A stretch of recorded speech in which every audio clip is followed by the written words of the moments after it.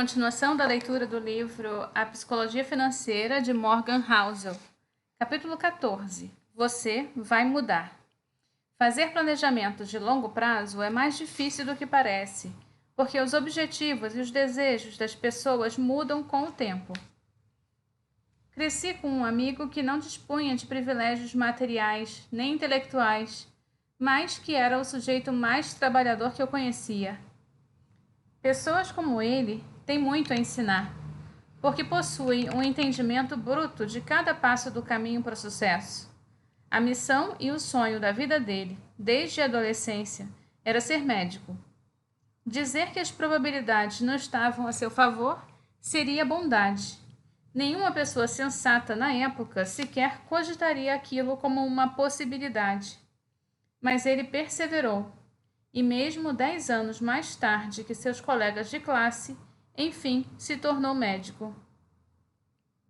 Qual o grau de satisfação proporcionado por ter começado do nada, aberto caminho até a faculdade de medicina e se formado em uma das profissões mais nobres, sendo que todas as probabilidades jogavam contra?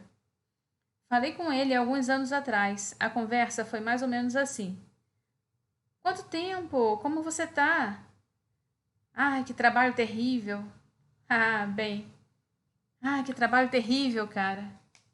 A conversa seguiu assim por 10 minutos. O estresse e a carga de trabalho o haviam esgotado. O grau de decepção dele com a situação atual parecia ser tão grande quanto a motivação que ele tivera para chegar no lugar que está, 15 anos atrás. Um dos alicerces da psicologia é o fato de que as pessoas são péssimas em prever o próprio futuro. Ter um objetivo em mente é fácil e divertido. Ter um objetivo em mente no contexto das tensões da vida real que surgem a partir da competitividade é algo totalmente diferente. Isso tem grande impacto em nossa capacidade de planejar nossas metas financeiras. Todo menino de 5 anos quer dirigir um trator quando crescer. Poucos trabalhos parecem melhores aos olhos de um menino do que o que começa e termina com vrum vrum, bip bip, trator, passando, aí vou eu. No entanto, muitos crescem e percebem que dirigir um trator talvez não seja a melhor das carreiras. Talvez eles queiram algo mais prestigioso ou mais lucrativo. Então, na adolescência, eles sonham em ser advogados. Agora, eles acham, têm certeza, que o plano está definido, faculdade de direito e sua alta mensalidade, aqui vou eu. Porém, enquanto advogados, eles enfrentam jornadas de trabalho tão longas que raramente veem suas famílias. Aí, quem sabe, talvez eles aceitem um emprego de baixa remuneração com horário mais flexível. Depois percebem que criar filhos é tão caro que consome a maior parte daquele salário e optam por ficar em casa para cuidar das crianças. Eles chegam à conclusão de que aquela é finalmente a melhor escolha, a escolha certa. Então, aos 70 anos, eles percebem que, tendo passado a vida inteira em casa, não juntaram dinheiro suficiente para a aposentadoria. Muitos de nós atravessamos a vida em uma trajetória semelhante. Apenas 27% das pessoas com diploma universitário trabalham com algo relacionado à graduação que cursaram. De acordo com o Fed, 29% dos pais que optaram por ficar em casa para cuidar dos filhos têm diploma universitário. Poucos provavelmente se arrependem de terem estudado, é claro, mas é preciso admitir que um pai de primeira viagem na casa dos 30 pensa sobre os seus objetivos de vida de uma forma que o seu eu, de 18 anos, cheio de planos de carreira, jamais imaginaria. O planejamento financeiro de longo prazo é essencial, mas as coisas mudam, tanto o mundo ao seu redor quanto os seus próprios objetivos e desejos. Uma coisa é dizer, não sei o que o futuro nos reserva. Outra é admitir que você mesmo não sabe hoje o que vai querer no futuro. E a verdade é que todos nós sabemos. É difícil tomar decisões duradouras de longo prazo quando a probabilidade de os seus desejos mudarem é alta. Ilusão do fim da história. É nome que os psicólogos dão à tendência que temos, apesar de estarmos plenamente cientes de que mudamos em relação ao passado, subestimarmos o quanto nossa personalidade, nossos desejos e nossos objetivos podem mudar no futuro. O psicólogo Daniel Gilbert, de Harvard, disse certa vez: Em cada fase, tomamos decisões que vão influenciar profundamente a vida das pessoas que vamos nos tornar. E então, quando nos tornamos essas pessoas, nem sempre ficamos entusiasmados com as decisões que tomamos. É por isso que os jovens adultos pagam bom dinheiro para remover as tatuagens que os adolescentes pagaram bom dinheiro para fazer. Pessoas de meia idade correm para se divorciar de pessoas com quem jovens adultos correram para se casar. Idosos se esforçam muito para gastar o que as pessoas de meia idade se esforçaram muito para ganhar. E assim por diante. Todos nós, disse ele, carregamos conosco uma ilusão. A ilusão de que a nossa história pessoal, acabou de chegar ao fim, de que acabamos de nos tornar as pessoas que sempre estivemos destinadas a ser e que vamos ser assim pelo resto da vida. Temos a tendência de nunca aprender essa lição. A pesquisa de Gilbert mostra que pessoas dos 18 aos 68 anos subestimam o quanto mudarão no futuro. É possível enxergar os impactos que isto provoca em um planejamento financeiro de longo prazo. Charlie Munger disse que a primeira regra da composição é jamais interrompê-la desnecessariamente. Mas como não interromper um planejamento financeiro? Carreiras, investimentos, gastos, orçamentos, qualquer coisa. Quando seus desejos em relação à vida muda. Bem, quando muda, é difícil. Parte da razão pela qual as pessoas como Ronald Reed, o faxineiro milionário que conhecemos no início do livro, e Warren Buffett se tornaram tão bem-sucedidos é porque eles continuaram fazendo a mesma coisa por décadas a fio, deixando a composição correr solta. Porém, muitos de nós mudamos tanto ao longo da vida que não queremos continuar fazendo a mesma coisa por décadas a fio. Nem nada parecido. Portanto, em vez de uma vida útil de 80 e poucos anos, nosso planejamento financeiro talvez tenha 4 blocos distintos de 20. Conheço jovens que vivem convictamente vidas austeras, com poucos rendimentos e que estão perfeitamente felizes com isso. Depois existem aqueles que trabalham duro para pagar por uma vida de luxo e estão perfeitamente felizes com isso.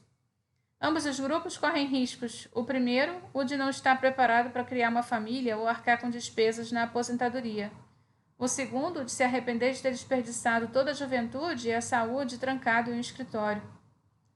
Não existe solução fácil para esse problema. Diga a um menino de 5 anos que ele deveria ser advogado em vez de dirigir um trator, e ele vai discordar de você com todas as forças. No entanto, é preciso ter em mente 2 coisas antes de tomar decisões que você imagina serem de longo prazo. Devemos evitar os extremos do planejamento financeiro. Presumir que você será feliz por uma renda muito baixa ou optar por trabalhar por longas jornadas em busca de uma renda mais alta faz com que as chances de arrependimento sejam maiores. O combustível da ilusão, no fim da história, é que as pessoas se adaptam à maioria das circunstâncias. Então, os benefícios de um plano extremo, a simplicidade de ter quase nada ou a emoção de ter quase tudo, se desgastam.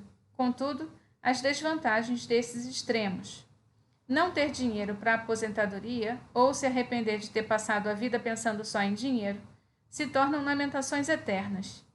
Arrependimentos são particularmente dolorosos quando você abandona um plano que estava em vigor e tem a sensação de que precisa correr atrás do prejuízo com o dobro da velocidade para recuperar o tempo perdido. A composição funciona melhor quando você pode dar anos ou até décadas a um plano para que ele cresça. Isso vale não apenas na hora de juntar dinheiro, mas também para carreiras e relacionamentos. O segredo está na perseverança. E quando levamos em conta toda nossa tendência de mudança ao longo do tempo, o equilíbrio em cada ponto da vida se torna uma estratégia essencial para evitar arrependimentos no futuro e alimentar essa perseverança. Ter ao longo dos anos os momentos de sua vida profissional uma poupança anual moderada, um tempo livre moderado, não mais do que a distância moderada do trabalho, no mínimo um tempo moderado com a sua família, aumenta as chances de sermos capazes de cumprir com o planejado e evitar possíveis arrependimentos, caso qualquer uma dessas coisas penda para um dos extremos do espectro. Devemos também aceitar o fato de que a nossa cabeça muda.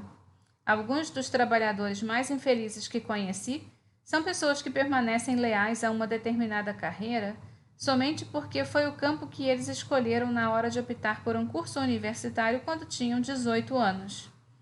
Quando você aceita que a ilusão do fim da história existe, percebe que são mínimas as chances de que, ao chegar à idade de se aposentar, ainda vai estar gostando de um emprego que escolheu quando mal tinha idade para beber. O segredo aqui é aceitar que a mudança é um fato e tomar providências o mais rápido possível. Jason Zweig, colunista de finanças do Wall Street Journal, trabalhou com o psicólogo Daniel Kahneman na redação do livro Rápido e Devagar.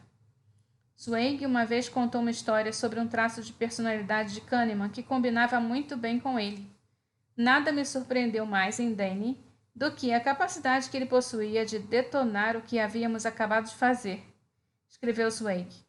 Ele e Kahneman poderiam trabalhar incessantemente em um capítulo, mas, de uma hora para outra, Kahneman enviava uma versão tão completamente reescrita que era irreconhecível. Começava de maneira diferente, terminava de maneira diferente, incorporava anedotas e evidências nas quais você jamais teria pensado. Baseava-se em pesquisas nas quais você nunca tinha ouvido falar. Quando perguntei a Danny como ele conseguiu recomeçar do zero daquele jeito, como se nem mesmo existisse rascunho, continuou Zweig. Ele disse algo que jamais esqueci. Para mim, não existem custos irrecuperáveis. Custos irrecuperáveis, ancorando decisões em esforços passados que não podem ser reembolsados. São o diabo em um mundo onde as pessoas mudam com o tempo. Eles tornam nossos eus futuros prisioneiros de nossos eus passados. E é o equivalente a um estranho tomando decisões importantes por você. Abraçar a ideia de que metas financeiras feitas quando você era uma pessoa bem diferente devem ser abandonadas sem dó. Em vez de mantê-las respirando por aparelhos, pode ser uma ótima estratégia para minimizar arrependimentos futuros. Quanto mais rápido isso é feito, mais cedo você pode voltar à composição. A seguir, vamos falar sobre o preço que a composição cobra. No capítulo 15, ele vai falar que nada é de graça. Tudo tem um preço, mas nem todo preço vem escrito em uma etiqueta.